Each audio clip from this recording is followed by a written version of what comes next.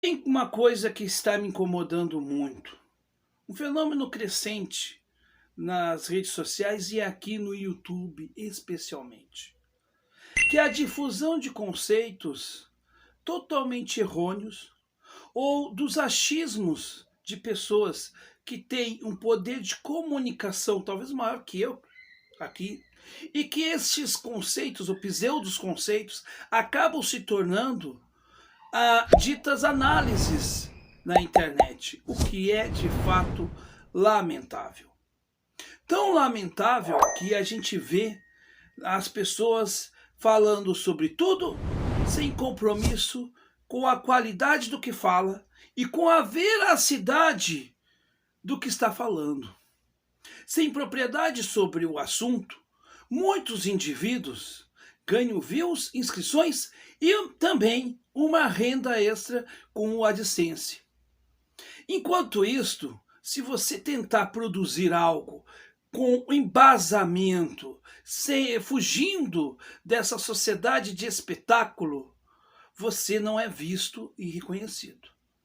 E eu prefiro não ser visto e reconhecido e buscar exatamente ter uma atuação aqui que seja séria e que não comprometa a minha formação, que para mim é muito cara. Eu sou formado em História, sou bacharel e licenciado em História.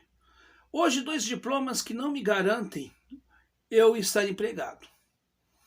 Então, não me considero melhor que ninguém. E mesmo que eu estivesse empregado, também não me consideraria melhor que ninguém.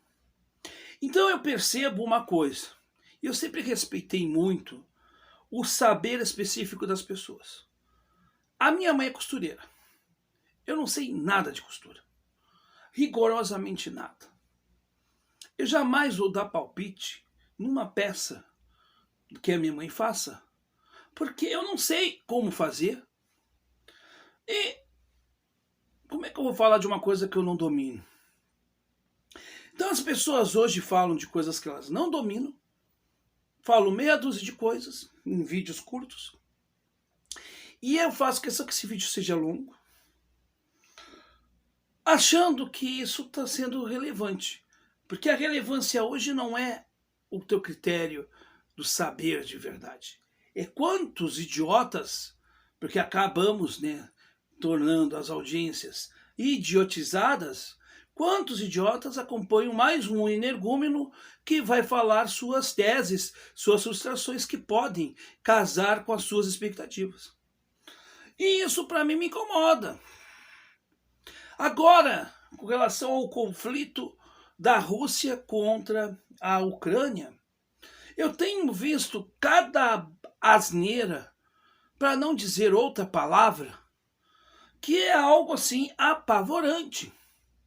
Eu tenho visto progressistas, ou que se dizem progressistas, aceitando a invasão da Rússia na Ucrânia, porque, afinal de contas, né, eu vi isso, gente falando, afinal de contas, a Ucrânia tem neonazistas, então o Brasil tem que ser invadido também, porque aqui nós temos neonazistas. E não são poucos, infelizmente. Não são muitos, mas também tão pouquinhos não são. E aí a gente vê, assim, a gente fala contra o imperialismo dos Estados Unidos. E parece que o imperialismo da Rússia tá legal. Olha que coisa doida. Não, gente. Eu não posso ser favorável ao imperialismo dos Estados Unidos. Evidentemente que não. Mas o imperialismo russo também não podemos compactuar. Se quisermos ser de fato, abre aspas, progressistas. Então eu tenho visto até petistas embarcando nessa coisa, nessa onda do putismo brasileiro, né? É uma coisa assim.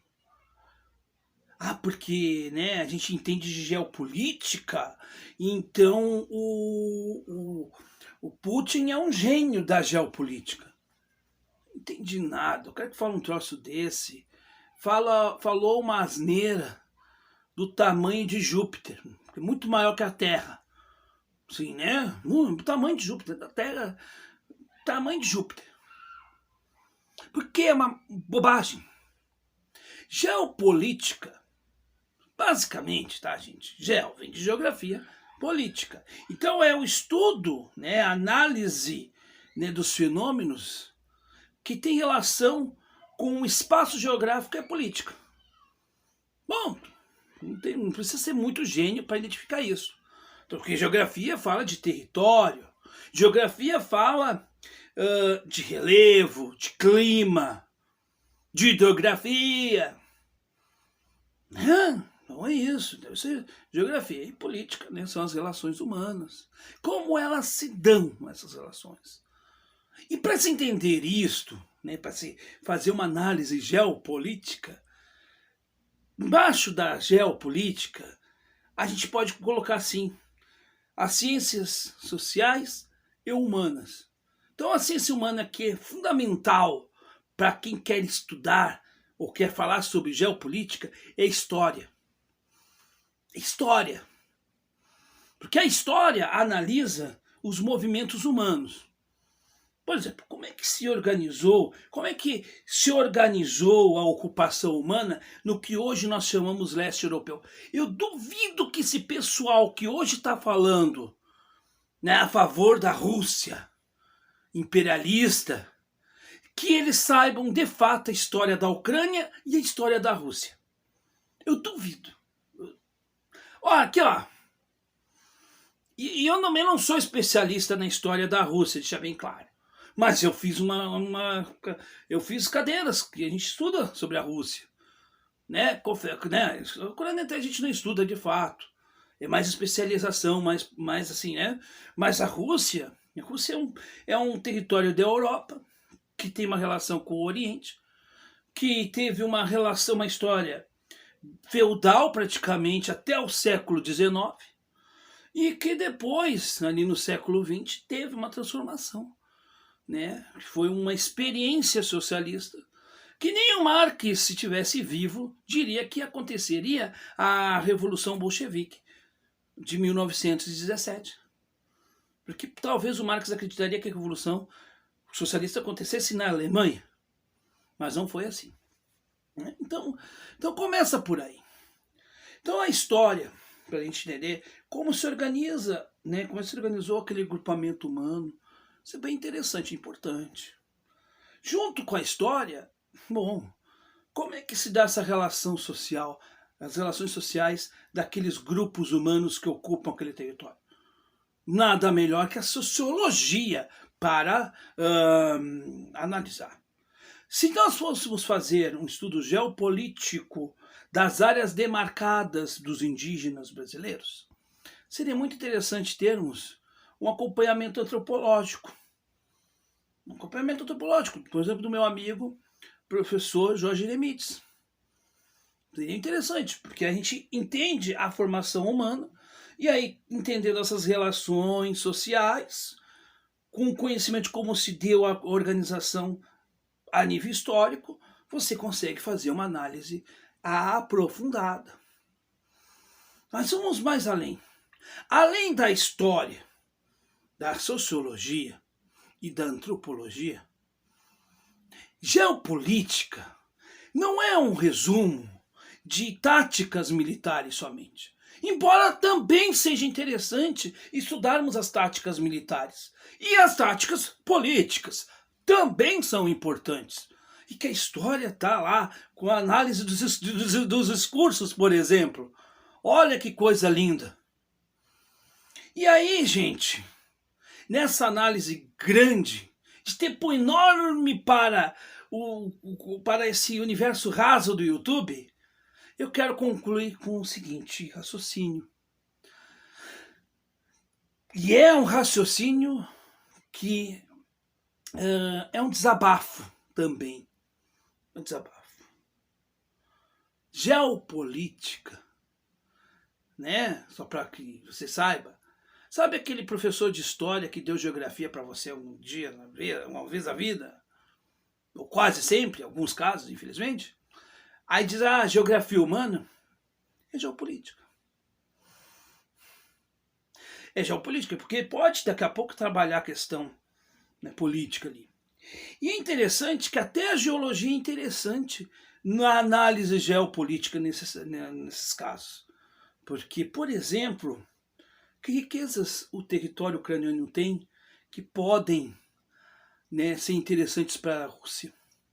Ah, ninguém pensou nisso, né? Pois é, ninguém pensou nisso. Mas antes disso, para concluir mesmo, e esse é o meu grande desabafo, é que tem gente que está ao lado do Putin hoje e dizendo que o Putin é o cara que defende, por exemplo, a soberania da Venezuela. E eu defendo também. Como também defendo a soberania da Ucrânia. Mas esses não defendem a soberania da Ucrânia.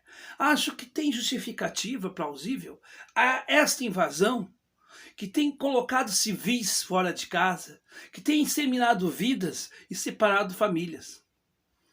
Eles não estão preocupados que daqui a pouco, depois disso, nós vamos ter um movimento migratório, inclusive com repercussão no Brasil.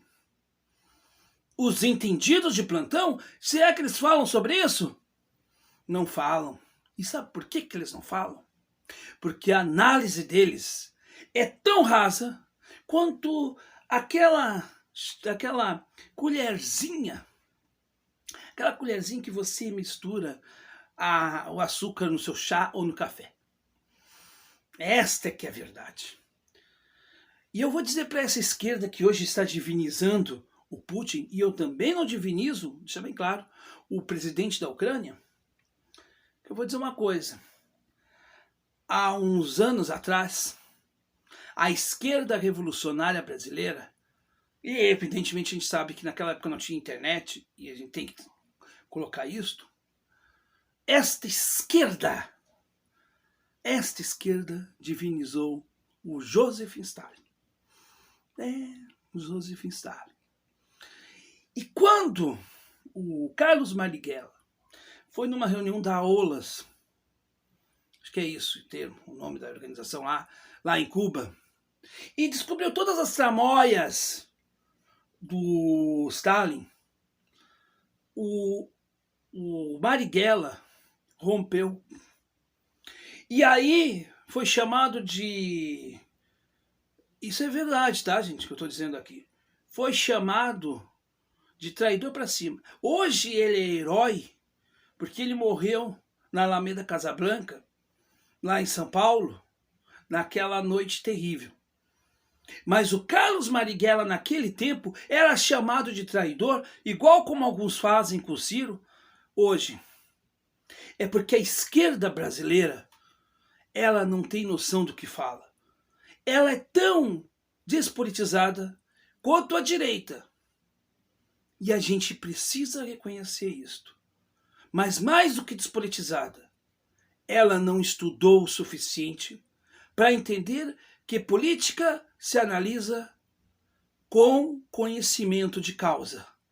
Achismos, numa análise realmente geopolítica ou política, não cabem em canais de ditos influenciadores digitais. Porque isto não contribui com rigorosamente nada.